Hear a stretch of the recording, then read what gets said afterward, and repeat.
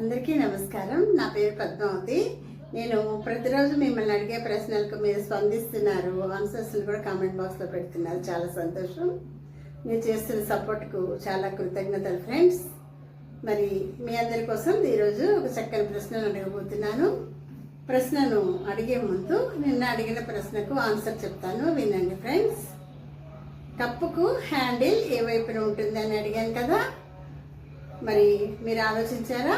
కుడి వైపున ఉంటుందా లేక ఎడమ వైపున ఉంటుందా అని ఆలోచిస్తున్నారా? కాదు ఫ్రెండ్స్, కప్పుకు హ్యాండిల్ బయట వైపున ఉంటుంది.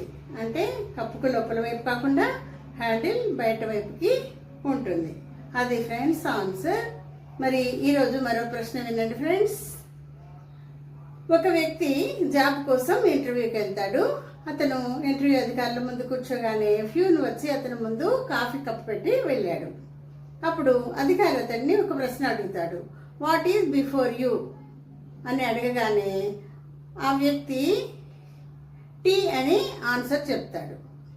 మరి అతని ముందు కాఫీ కప్ పెట్టి వెళ్ళారు కదా, అయినా కూడా ఆ వ్యక్తి కాఫీ అని కాకుండా వాట్ ఈజ్ బిఫోర్ యూ అన్న ప్రశ్నకు టీ అని ఆన్సర్ చెప్తాడు.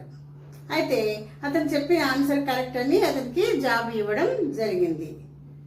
ఎందువల్ల అతను చెప్పిన ఆన్సర్ ఎలా కరెక్టో మరి మీరు వివరించండి friends. What is before you అంటే అతను టీ అని చెప్పాడు కదా, అది ఎలా కరెక్టో మీరు వివరించండి. ఆన్సర్ని కామెంట్ బాక్స్లో రాయండి.